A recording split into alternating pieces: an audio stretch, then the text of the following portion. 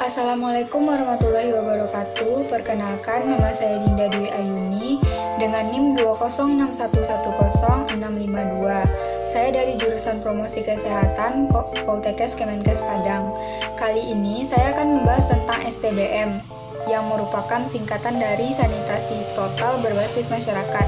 Apa itu STBM? STBM adalah suatu pendekatan yang digunakan untuk merubah perilaku hygiene dan sanitasi melalui pemberdayaan masyarakat dengan metode pemicuan.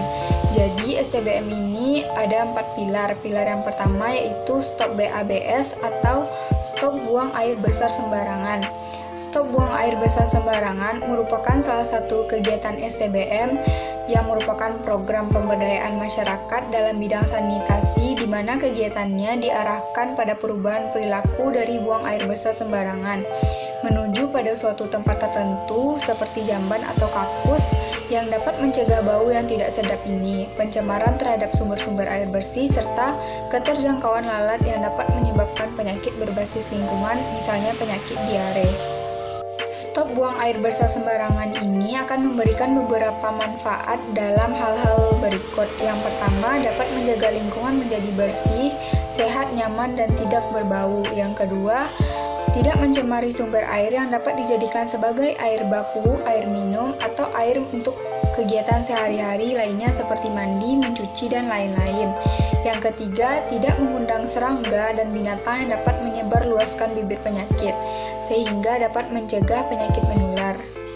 Menurut Tarigan, penyakit yang ditimbulkan oleh kotoran manusia dapat digolongkan menjadi penyakit enterik atau saluran pencernaan dan kontaminasi zat racun.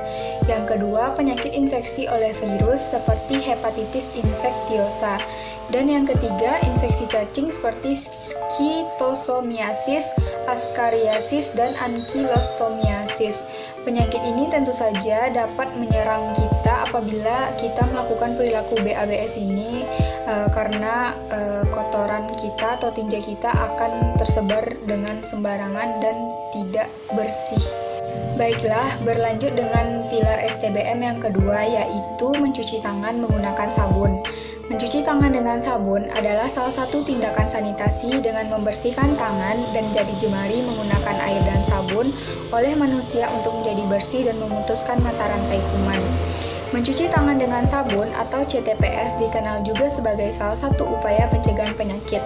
Hal ini dikarenakan tangan seringkali menjadi agen yang membawa kuman dan menyebabkan patogen berpindah dari satu orang ke orang lain, baik dengan kontak langsung ataupun kontak tidak langsung, seperti menggunakan permukaan-permukaan lain seperti handuk, gelas, atau barang-barang yang sering dipegang oleh banyak orang, bisa juga seperti tombol lift, uang, atau gagang pintu.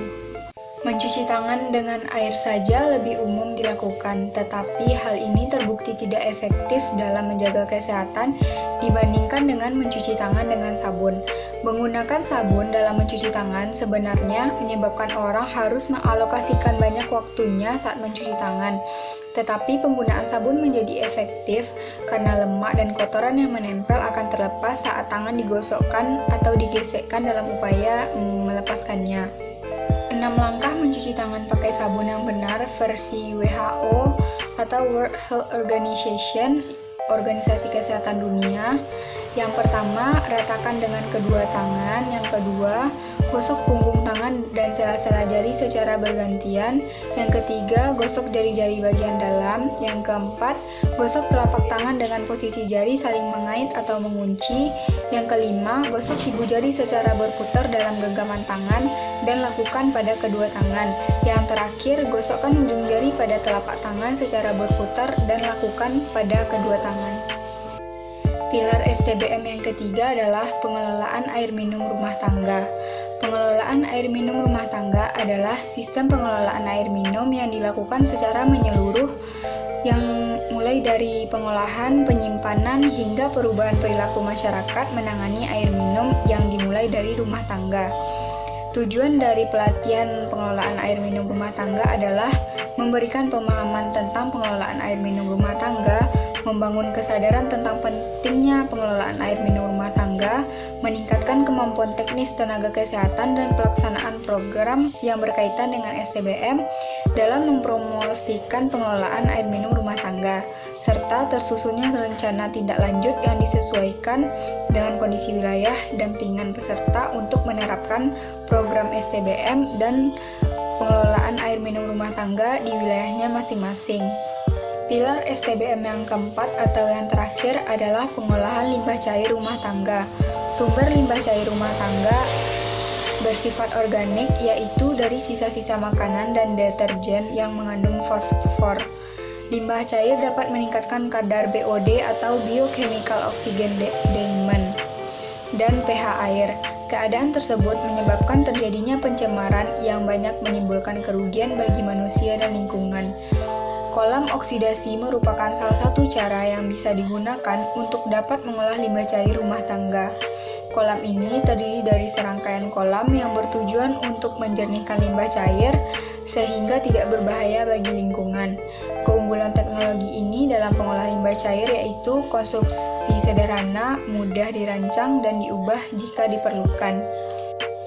Limbah cair merupakan gabungan atau campuran dari air dan bahan-bahan pencemar yang terbawa oleh air, baik dalam keadaan terlarut maupun tersuspensi yang terbuang dari sumber domestik atau perkantoran, perumahan dan perdagangan, sumber industri, dan pada saat tertentu tercampur dengan air tanah, air permukaan, atau air hujan.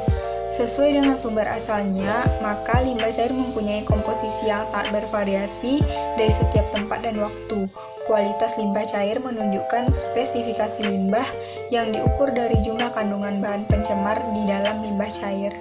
Baiklah, itu tadi 4 pilar STBM atau sanitasi total berbasis masyarakat untuk memperdaya masyarakat agar bisa berperilaku hygiene dan sanitasi dengan berbagai upaya yang dilakukan. Semoga kita semua bisa paham materinya dan melaksanakan pilar-pilar tersebut agar bisa menjaga lingkungan jadi tetap bersih, higienis, nyaman untuk kita sendiri, untuk masyarakat kita juga. Nah, terima kasih. Assalamualaikum warahmatullahi wabarakatuh.